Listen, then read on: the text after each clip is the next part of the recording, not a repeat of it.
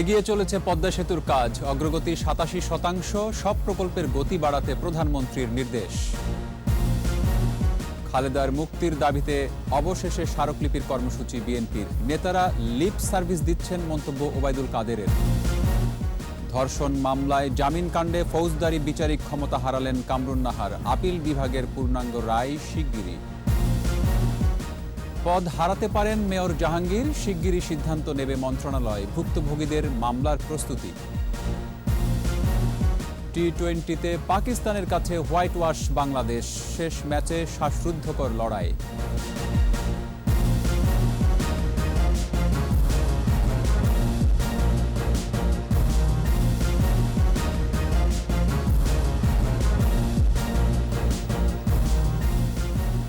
শুনছিলেন first security ইসলামী bank limited সংবাদ শিরোনাম। আমন্ত্রণ সন্ধ্যা ৭:২১ সংবাদে, সাথে আছি রক্তিম ত্রিপুরা। দর্শক, ২১ টেলিভিশনের সংবাদ একই সাথে সরাসরি দেখতে পাবেন আমাদের ফেসবুক পেজ www.facebook.com/2124 অনলাইনে।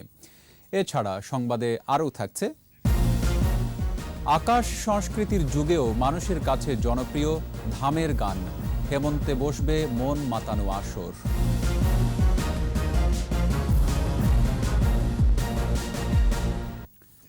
এগিয়ে চলেছে পদ্মা সেতুর কাজ, অগ্রগতি ৮৭%।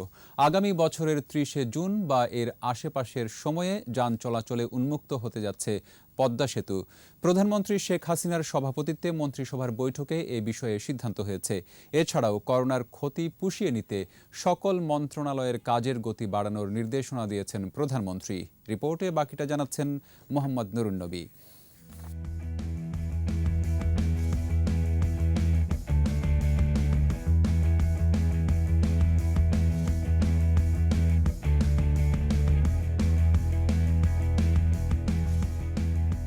স্বপ্নের পদ্মা সেতু আর অধরা নয়। নিজস্ব অর্থায়নে সবচেয়ে বড় এই প্রকল্পের ভৌত অগ্রগতি ৮৭%। পদ্মার উপর ৬.১৫ কিলোমিটারের সেতুতে এখন পিচ ঢালাই, সেবা সংস্থার লাইন বসানো সহ আনুষঙ্গিক কাজ চলছে। বাকি অংশ শেষ করে আগামী বছরের জুনে ৩০ তারিখের মধ্যেই যান চলাচলে উন্মুক্ত হচ্ছে।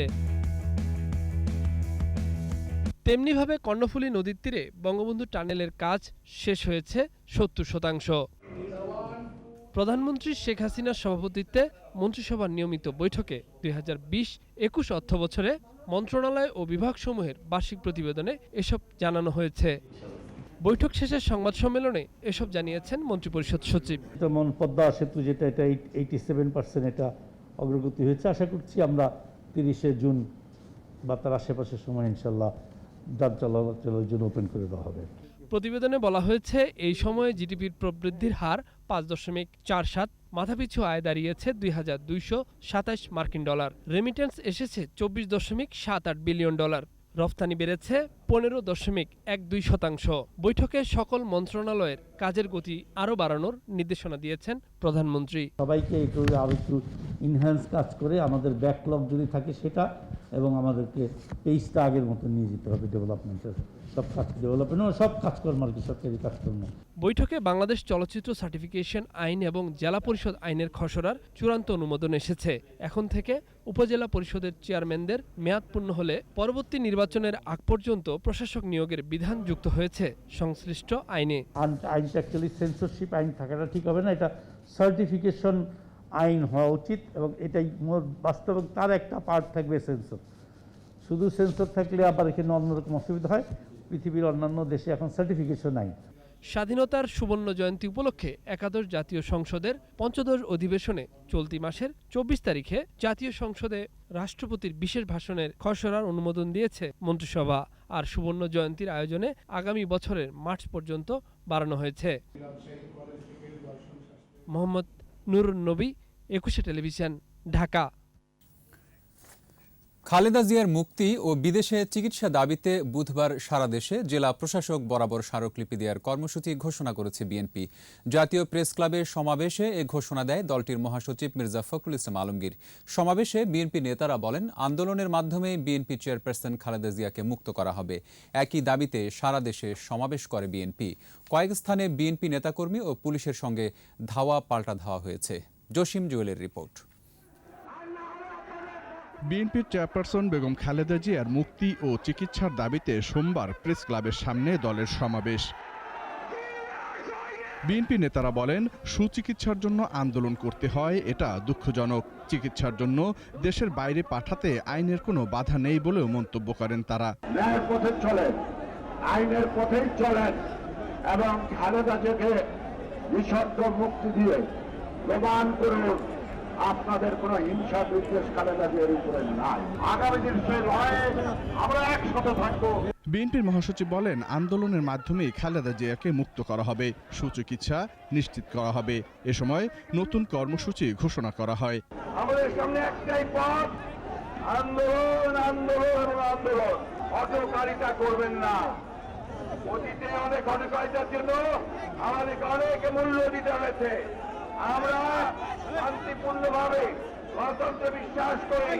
এই শান্তিপূর্ণভাবে আমরা জনগণকে সামনে নিয়ে আন্দোলন করেই আমাদের দেশ মুক্ত করব। এদিকে একই দাবিতে সারা দেশে সমাবেশ করে বিএনপি।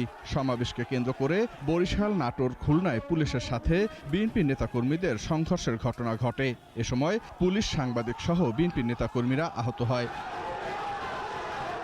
জসিম জুয়েল, 21 টেলিভিশন, ঢাকা।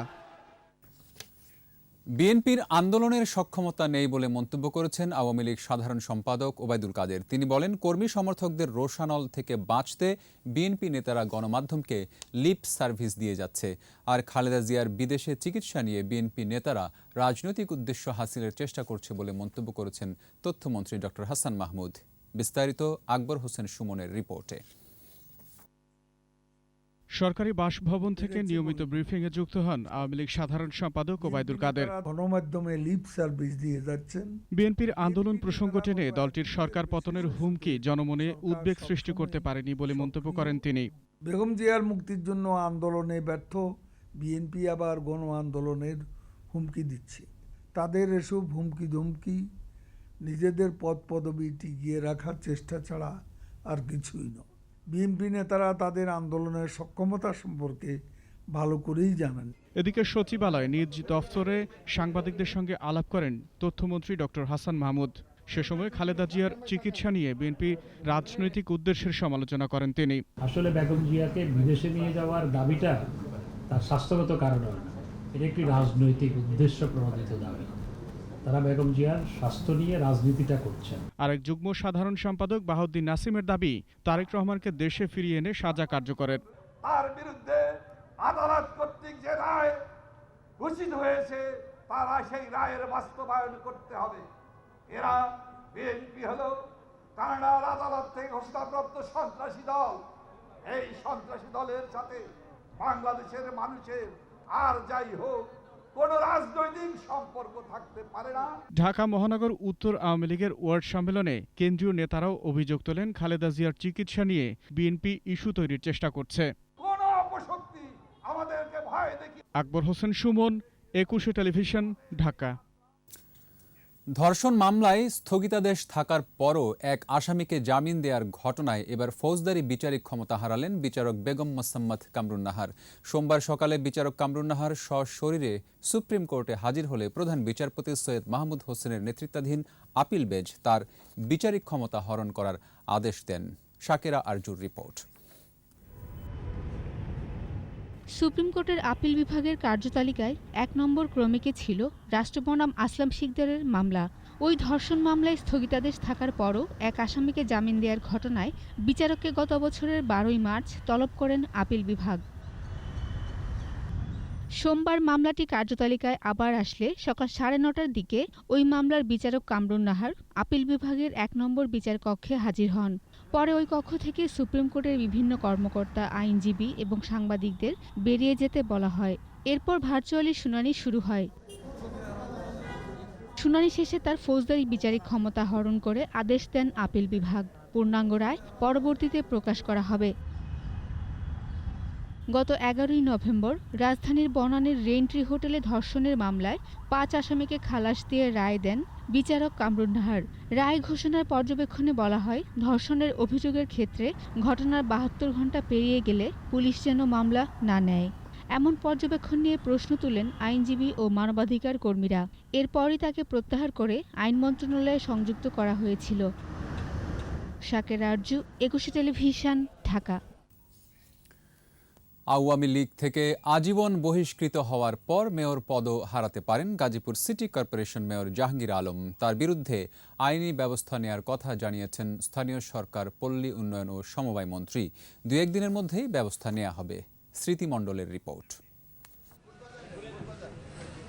আওয়ামী লীগ থেকে আজীবন বহিষ্কৃত হওয়ার পর Jahangir Alam Gazipur city corporation mayor পদও হারাচ্ছেন কিনা তা নিয়ে এরই মধ্যে প্রশ্ন উঠেছে।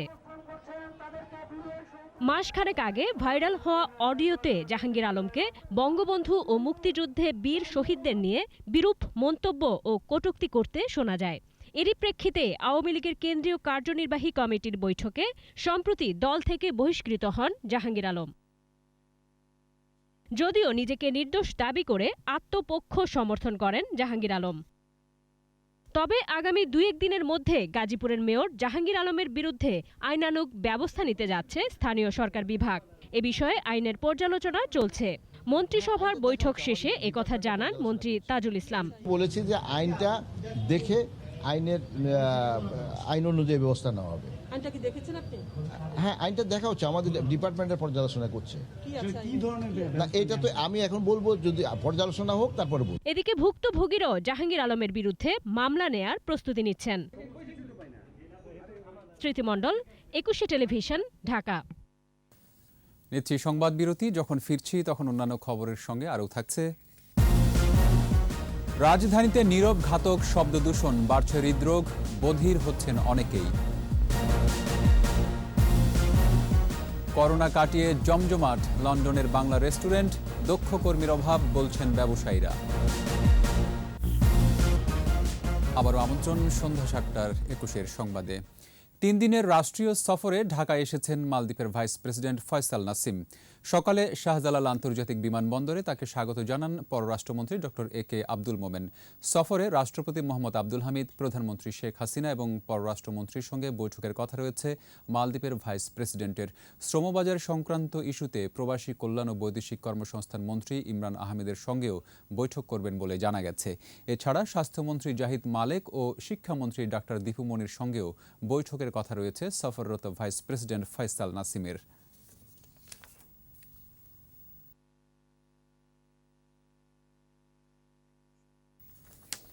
$2030 সালের মধ্যে বাংলাদেশে মাথা পিছু আয় $4,000 মার্কিন ছাড়িয়ে যাবে বলে আশা করছেন পরিকল্পনা মন্ত্রী এম এ মান্নান। তিনি বলেছেন, স্বল্পোন্নত থেকে উন্নয়নশীল দেশে উন্নীত হওয়ার পর বাংলাদেশের সামনে যেসব অর্থনৈতিক চ্যালেঞ্জ আসতে পারে তা মোকাবেলায় প্রস্তুতি নিচ্ছে সরকার। রাজধানীতে অনুষ্ঠিত এক সংলাপে বাংলাদেশের উন্নয়ন অগ্রযাত্রার ভূয়সী প্রশংসা করেন বিশ্ব ব্যাংকের আবাসিক প্রতিনিধিও। মিনালা দিবার রিপোর্ট। স্বল্পোন্নত দেশ থেকে উন্নয়নশীল দেশে উত্তীর্ণ বা এলডিসি গ্র্যাজুয়েশন নিয়ে সেন্টার ফর গভর্নেন্স স্টাডিজের জাতীয় সংলাপ। এতে অংশ নেয় শিক্ষক, গবেষক, অর্থনীতিবিদ, রাজনীতিবিদ সহ দাতা সংস্থার প্রতিনিধিরা। যোগ দেন পরিকল্পনা মন্ত্রীও। আলোচনা হয় এলডিসি গ্র্যাজুয়েশন পরবর্তী সম্ভাব্য চ্যালেঞ্জ ও তা মোকাবেলায় বাংলাদেশের প্রস্তুতি নিয়ে। One statement, I believe, should be enough for an appropriate LDC graduation. বিশ্ব ব্যাংকের আবাসিক প্রতিনিধি বলেন, বাংলাদেশের উন্নয়ন অগ্রযাত্রা চোখে পড়ার মতো। অবকাঠামো সহ আর্থসামাজিক খাতে আরও অগ্রগতির সুযোগ রয়েছে।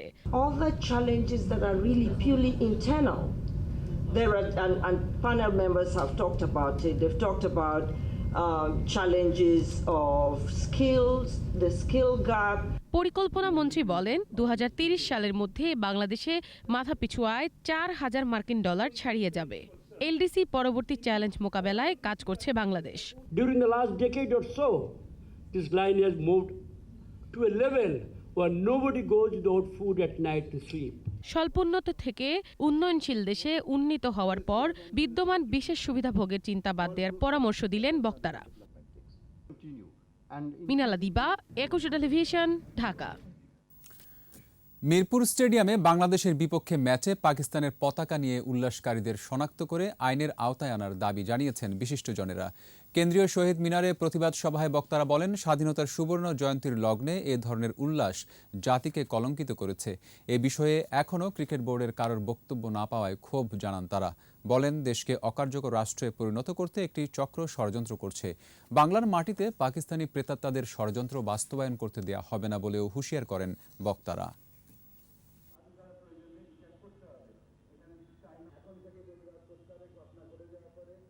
16ই ডিসেম্বরের হকির পরিকল্পনা অবশ্যই সরাতে হবে। 16ই ফেডারেশন হকি কেন, পাকিস্তানের সাথে পুরো ডিসেম্বর মাস কোনো ধরনের খেলাই হতে পারে না।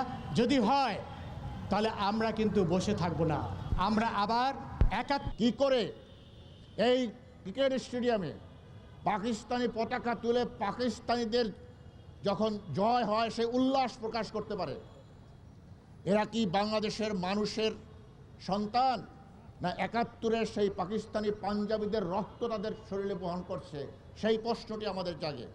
যখন স্বাধীনতার 50 বছর পূর্তির সময়, যখন মুক্তিযুদ্ধের শক্তিগুলোকে সমন্বিত করার সময়, সেই মুহূর্তেই কিন্তু এই গোপন চক্রান্ত তৈরি হল।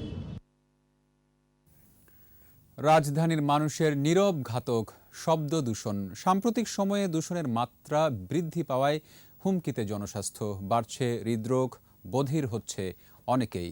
মাহমুদ হাসানের রিপোর্ট। প্রায় 3 কোটি মানুষের বাস রাজধানী ঢাকায়। প্রতিনিয়তই শব্দ দূষণের মাত্রা যন্ত্রণা বাড়াচ্ছে চারপাশে। কারণ স্বাভাবিকের দ্বিগুণ অর্থাৎ 80 ডেসিবল উচ্চ শব্দে ভোগান্তি পোহাতে হয় নগরবাসীকে। দূষণের সিংহভাগ হচ্ছে যানবাহন থেকে। গাড়ির হর্ন, সজোরে ব্রেক শব্দ দূষণের অন্যতম কারণ। আছে নির্মাণ কাজের যন্ত্রণা। রাজনৈতিক, সামাজিক, সাংস্কৃতিক ও ধর্মীয় অনুষ্ঠান থেকেও প্রতিনিয়ত শব্দ ছড়ায় দূষণ থেকে। প্রায় 85% সময় ঢাকা শহরে মানুষ নীরব এলাকা কিংবা বাণিজ্যিক এলাকার যে স্ট্যান্ডার্ড আছে তার চেয়ে বেশি শব্দ সাফার করে থাকে। দূষণের এই ভয়াবহতায় গর্ভবতী নারী কিংবা গর্ভের সন্তানও বধির হচ্ছে অনেক ক্ষেত্রে। অনেক শিশু জন্ম নেয় বিকলাঙ্গ হয়ে। বাড়তি বয়সেও দেখা দেয় বহুমুখী সমস্যা। 90 ডেসিবেলের একটা হর্ন যদি হঠাৎ করে কোনো গর্ভবতী মা যদি ফিল করে, তাহলে গর্ভ অবস্থায় যে শিশুটি আছে সেটিও বধিরতা সাফার করতে পারে এবং তার অঙ্গহানি, ব্রেন ড্যামেজ, ইভেন মৃত্যুরও সম্ভাবনা রয়েছে। বাণিজ্যিক, আবাসিক, নীরব ও শিল্প এলাকায় শব্দের মাত্রা সরকারিভাবে নির্ধারণ আছে, অথচ নিয়ম মানার লক্ষণ নেই কারোর মধ্যে। ব্যস্ততম এলাকাগুলো চিন্তা করি তাহলে সেখানে 80% সময় 80 ডেসিবেলের বেশি শব্দ বলতে ওখানে যারা অবস্থান করে, ট্রাফিক পুলিশ বিশেষ করে, যারা হকার আছে কিংবা রাস্তা দিয়ে যারা দীর্ঘ সময় ধরে চলাচল করে, তাদের জন্য এটি মারাত্মকভাবে স্বাস্থ্য ঝুঁকির কারণ হবে। দূষণের মাত্রায় কোনোভাবেই স্বাস্থ্যসম্মত নয় ঢাকা শহর। এখনই পদক্ষেপ না নিলে ভবিষ্যতের রাজধানী হবে আরও ভয়াবহ। মাহমুদ হাসান, 21 টেলিভিশন, ঢাকা। ইংল্যান্ডে বাংলা খাবারের কদর বহু আগে থেকেই। করোনার কঠিন সময় কাটিয়ে আবারও জমে উঠছে রেস্টুরেন্ট ব্যবসা। দেশটিতে বাংলাদেশিদের মূল ব্যবসা রেস্টুরেন্ট। এ খাতে প্রত্যক্ষ ও পরোক্ষভাবে প্রায় 4 লাখ মানুষ জড়িত। তবে দক্ষ জনবলের অভাবে ভোগান্তিতে পড়ছেন ব্যবসায়ীরা। লন্ডন ঘুরে এসে সেখানের রেস্টুরেন্ট ব্যবসার বিস্তারিত জানাচ্ছেন সাইদুল ইসলাম। ব্রিটিশ রাজ্যে বাংলা খাবারের শুরুটা 1800 শতকের শুরুর দিকে। 1810 সালে কারি হাউস বা বাংলাদেশি খাবারের প্রথম দোকান খোলেন শেখ দিন মোহাম্মদ। তার দেখাদেখি গড়ে ওঠে আরও অসংখ্য রেস্টুরেন্ট। বর্তমানে প্রায় 20,000-এর মতো বাংলাদেশি রেস্টুরেন্ট রয়েছে লন্ডনে। বাংলাদেশিদের আয়ের প্রধান উৎস রেস্টুরেন্ট ব্যবসা। লন্ডনের পথে পথে চোখে পড়বে এরকম বহু বাংলাদেশি রেস্টুরেন্ট। বিভিন্ন ধরনের বাংলা খাবার, নানা রকমের ভর্তা, শাকসবজি, মাছসহ নানা স্বাদের বাংলা খাবার। ডিম ভর্তা আছে, মিটের ভর্তা আছে, চিকেন ভর্তা আছে, রসুন ভর্তা আছে, মানে অনেক জাতের ভর্তা আছে। শুধু বাঙালিদের নয়, ভিনদেশীদেরও রসনা তৃপ্ত করে বাংলা খাবার। How tasty is food? Too good. Too good. সব জায়গায় তো আর পাওয়া যায় না বাঙালি খাবার। তো হোয়াইট চ্যাপেলে এত সুন্দর একটা রেস্টুরেন্ট যেখানে এত সব বাঙালি খাবারই পাওয়া যায়, মোটামুটি ভর্তা থেকে শুরু করে সব, তো ভালোই লাগে। খাবার ভালো, এখানে মোটামুটি বাঙালি খাবার পাওয়া যায়। বাংলাদেশি ছাড়া সবচেয়ে বেশি ক্রেতা ভারত, পাকিস্তান সহ বিভিন্ন দেশের মানুষের। খাবারের মান ও দামে সন্তুষ্ট ক্রেতারা। আমি মনে করি আমাদের বাঙালি কমিউনিটির মধ্যে এটাই the best quality and service plus food, tasty food. দেশীয় খাবারের যে একটা এনভায়রনমেন্ট মানে খুবই চমৎকার। অলওয়েজ একবার খাওয়ার পর আপনার মাথায় আসবে কবে আবার খাবো, এই কারণে আসা হয়েছে। মহামারী করোনায় ব্যবসার ক্ষতি হয়েছে, তাই ব্যবসা অনেকটাই সংকুচিত করতে হয়েছে। আবার দক্ষ কর্মীর অভাবও ভোগায় রেস্টুরেন্ট মালিকদের। বাংলাদেশে যদি আমাদের স্কিল ওয়ার্কার আসতো, রেস্টুরেন্টে স্কিল ওয়ার্কার আসতো, তাহলে আপনার সুবিধা হতো। যারা আসছে এরা তো স্টুডেন্ট, ওরা তো কাজ জানে না, ওনার পিছনে অনেক খাটা লাগে। আমরা দক্ষ স্টাফের জন্য ব্রিটিশ সরকারের সাথে লবিং করতেছি, কন্টিনিউ করতেছি, যেটা আমরা আদৌ ফুলফিল করতে পারতেছি না। কিছু কিছু অর্গানাইজেশন আছে এখানে, ওরা কিন্তু এটার জন্য কাজ করতেছে। So hopefully in the future একটু ইজি হয়ে যায় আমাদের জন্য। দক্ষ জনশক্তি তৈরি করা গেলে বিলেতে বাংলা রেস্টুরেন্ট আরও সমৃদ্ধ হতো, সেই সাথে রেমিটেন্সও রাখতে পারত ভূমিকা। সাইদুল ইসলাম, 21 টেলিভিশন। এবার আমাদের বিশেষ আয়োজন আমার বাংলা।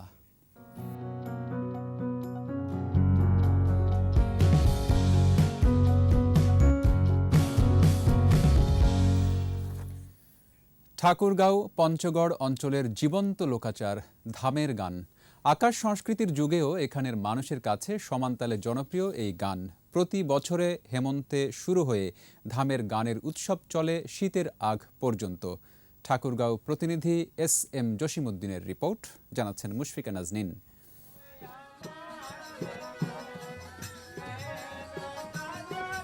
ধাম শব্দের অর্থ স্থান বা আশ্রয়স্থল। নতুন ফসল ঘরে তোলার আনন্দ উদযাপনের একটি মাধ্যম ধামের গান। ধান মাড়াইয়ের সাথে মিল থাকায় কোথাও এর নাম মারা ঘুরা, কোথাও পালাটিয়া গান, কোথাও হুলি গান, আবার কোথাও বলা হয় লক্ষ্মীর ধামের গান। ঠাকুরগাঁয়ে 5টি উপজেলায় বসে প্রায় 600-র বেশি ধামের আসর। এই গানের সংলাপ সংক্ষিপ্ত, ভাষা আঞ্চলিক। সংলাপ গদ্যেও হয়, আবার গানেও হয়। জীবনযাপনের নানা বিষয় নিয়ে তৈরি হয় নাটকের গল্প ও গান। এই গল্পে যেমন থাকে প্রান্তিক খেটে খাওয়া মানুষের আনন্দ উপাখ্যান, তেমনি থাকে নানা দুঃখ বেদনার কথাও।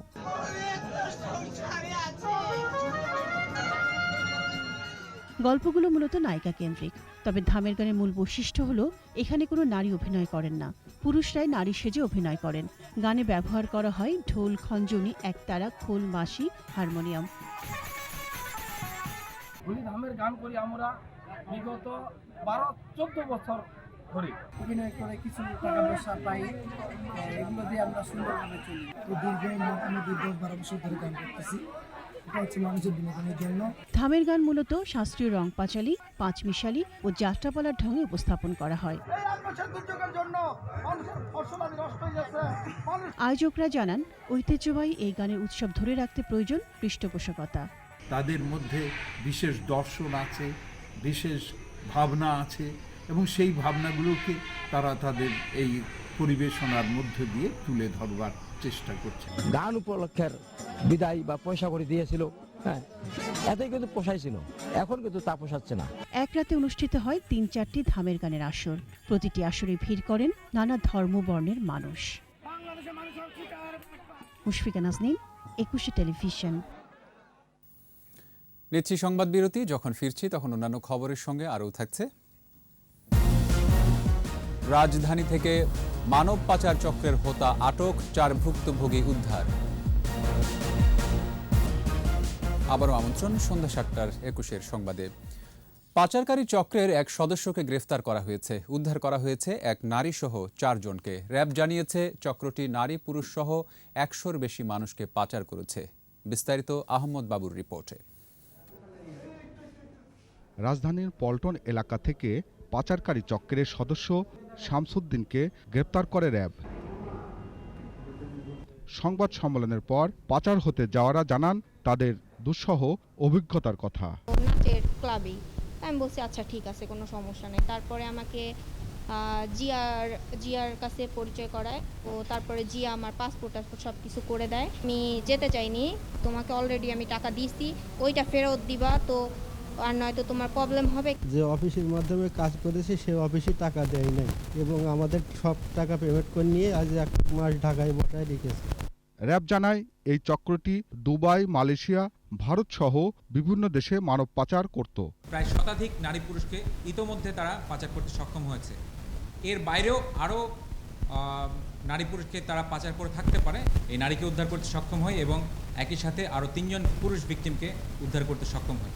তৈরি করে দেওয়া হতো পাসপোর্ট ও প্রবাসী কল্যাণ মন্ত্রণালয়ের ভুয়া বিএমইটি কার্ড সহ অন্যান্য কাগজপত্র। সমস্ত কিছু তৈরি করে দেওয়ার পরে তাদেরকে বিদেশে পাচার করা হয়। তার কাছে বিএমইটি কার্ড আছে যেখানে সুনির্দিষ্ট পেশার কথা উল্লেখ থাকার কথা, এবং ডান্স ক্লাবে নিয়ে যাওয়ার পরে পরবর্তীতে তাকে বিভিন্ন অনৈতিক কাজে বাধ্য করা হয়। বিদেশে যাওয়ার পর তাদের বিক্রি করে দেওয়া হতো বলেও জানানো হয় সংবাদ সম্মেলনে। মেয়েদেরকে টাকা পয়সা দেওয়া হয়। আহমদ বাবু, 21 টেলিভিশন, ঢাকা। আজ 22 নভেম্বর সোশ্যাল ইসলামী ব্যাংকের প্রতিষ্ঠা বার্ষিকী। সকলকে জানাই শুভেচ্ছা। এবার সোশ্যাল ইসলামী ব্যাংক লিমিটেড বাণিজ্য সংবাদ।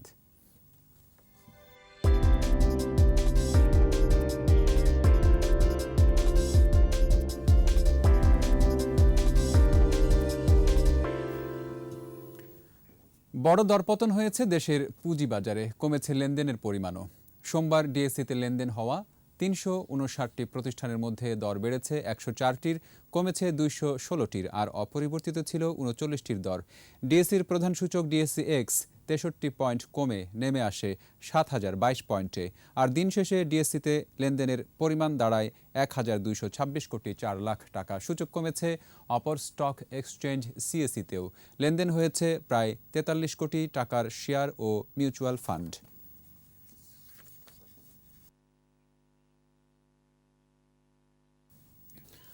দর্শক, এরই সাথে শেষ করছি সন্ধ্যা 7টার 21 সংবাদ। যাবার আগে ফার্স্ট সিকিউরিটি ইসলামী ব্যাংক লিমিটেড সংবাদ শিরোনামগুলো আরও একবার। এগিয়ে চলেছে পদ্মা সেতুর কাজ, অগ্রগতি 87%। সব প্রকল্পের গতি বাড়াতে প্রধানমন্ত্রীর নির্দেশ।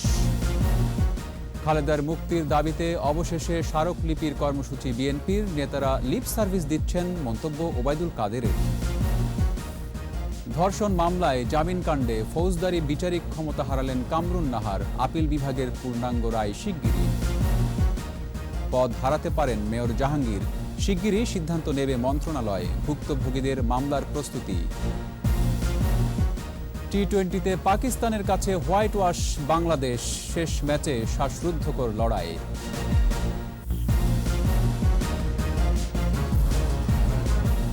সর্বশেষ খবর জানতে ডায়াল করুন 2021 নম্বরে, আর ভিজিট করুন 21-tv.com ওয়েবসাইটে। এছাড়া ফেসবুকে লগ ইন করতে পারেন facebook.com/2124 অনলাইনে। পরের সংবাদ রাত 9টায় দেখার আমন্ত্রণ রইল। স্বাস্থ্যবিধি মেনে চলুন, সুস্থ থাকুন।